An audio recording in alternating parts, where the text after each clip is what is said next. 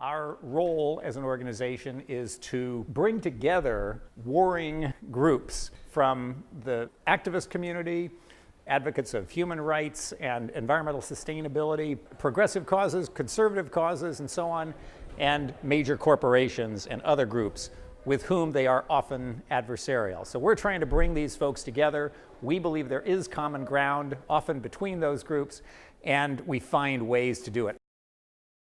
But Future 500, the way that we're unique is that we're kind of a broker. We like to pull together adversarial stakeholders. We like controversy, I guess is a way. We like to put ourselves right in between, people who don't tend to agree, and that often comes down to corporations and NGOs. The left and the right, as you guys have all seen politically, how difficult it's been to have any common ground solutions. So we really position ourselves in between, and these are just kind of examples of some of the groups that we work with. Of course you have Walmart over here, one of the biggest players, and then Rainforest Action Network that we just talked about. But we try to be that bridge to internalize environmental externalities from more of a market-based approach. And so we sit down and say, what does the next year look like for activism? And this year, this was our list. And if anybody would like more information on this, we're more than happy to send some deeper dives onto each of these issues. But of course, you're probably not surprised to see in climate silence as number one. That's the number one issue. We can actually take it and look at each of these issues and insert climate into that. But overall, this is really about transparency. And so more companies are getting asked to, what does your supply chain look like? Be transparent about the way that you work around the globe. And so that kind of ties in all of these issues. Forest protection tied in with climate, and the companies are facing energy issues. They're also facing obesity, sugar, GMO, and industrial agriculture issues. There's a whole complex of issues around that. It's either a focus on obesity and nutrition and getting people to eat better, or it's focused on changing the entire system of industrial agriculture. But you put those two together, and any company that's involved in food is going to be impacted by that. Then you have a set of technology issues, digital freedom, big data, and the impact of that on privacy. And then money in politics and economic power. The power of money in politics, corporate spending in particular, and the power of money as money changes hands with changes in the economy. So all these are issues that have sets of stakeholders that we've inventoried. We try to understand the dynamics among them. Varieties of name, blame, shame. There are various varieties. There is targeting a company, a particular company across many different areas. What we really wanted you guys to see on this slide was that this process of the kind of name, blame, and shame activist campaigns goes across every single sector. So if you look at kind of the brands that are here, the brands that have been jacked, we call it brand jacking. You have everything from a huge retailer, on jewelry and mining conflict issues, and then you go all the way to, KFC. So it really does span across all of these different companies, all these different sectors, but also on a whole slew of different issues. Here you have offshore drilling, you have divestment, you have paper policy, mining issues, GMOs. So it really is to show that this is a process and this is a tactic. Social media campaigns are also exploding now. Yeah, I think it's really important to talk about social media.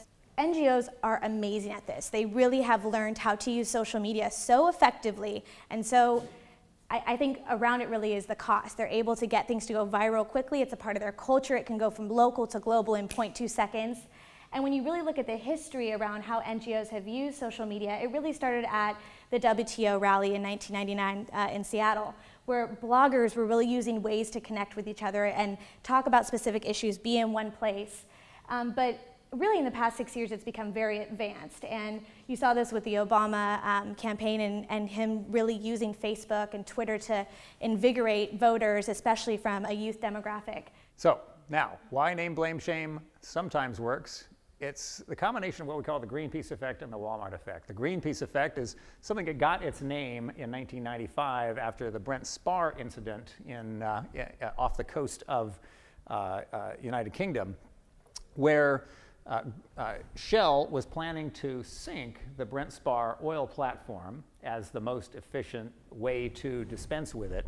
And Greenpeace organized a campaign demonizing the company for doing so, came out with a report that estimated the amount of oil that would be polluting the ocean as a consequence of this, and created a cause where the media joined with them, politicians joined with them, and an entire continent, to some degree, was up in arms at Shell for this action. Then it came out that the study that Greenpeace had done was not really accurate. So Greenpeace apologized, and the independent Shell yesterday welcomed a Greenpeace apology for publicizing a seriously mistaken estimate. But Shell stations in Germany still reported a 50% loss in sales. So even when the groups are wrong about something, it has an impact on the marketplace. Usually you don't see a loss of sales as a consequence of these campaigns. Usually it's a loss of reputation and future sales, but here you had a decided loss. So what this means is if you're a big brand, you do not want to be targeted by Greenpeace or any other group that has that kind of brand identity, no matter what. If you get a letter from Greenpeace or they're putting a placard on your building, even if you're insulted, you want to engage with them.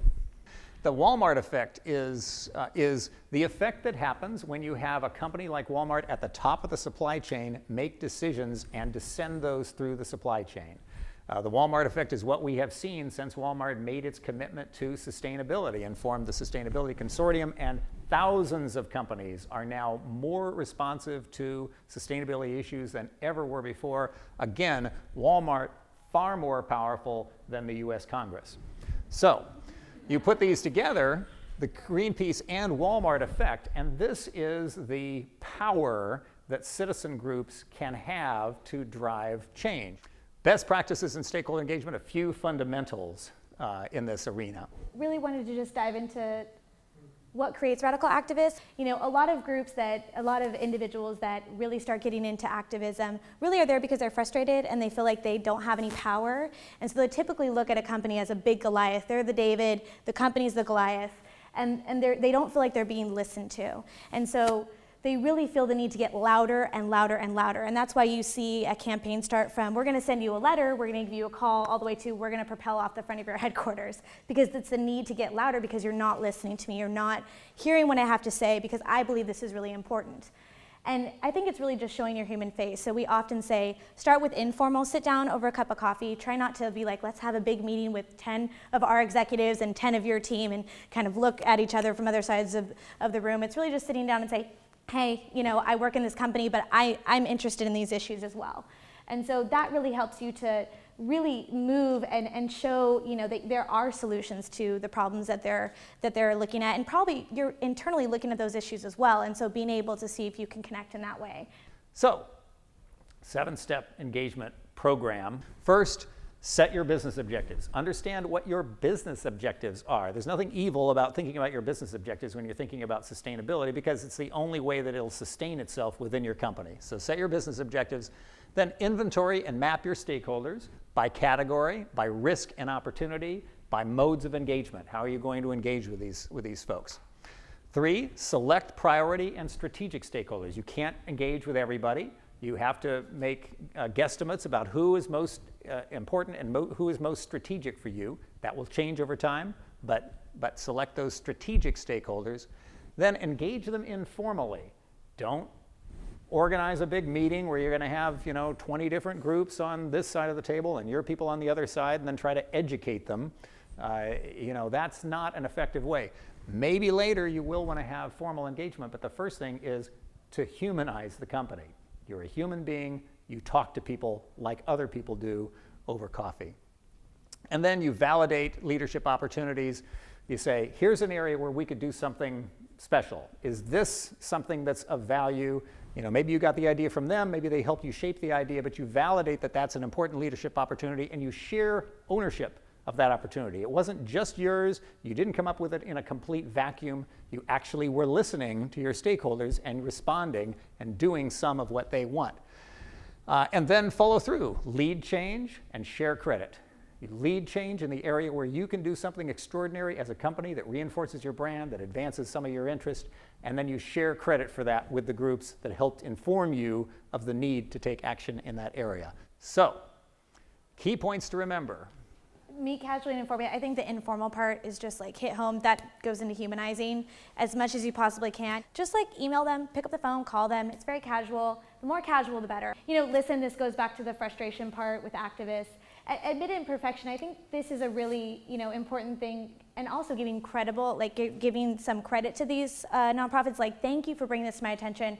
We know this is something that we're struggling with. Just by saying that, just by saying we're struggling with that internally as well, that helps to automatically break it open and say, okay, well, what are you struggling with? Let's talk about that. So if you have questions, please come and ask us individually. We'd be happy to share cards as well. Thank you very much. Thank you.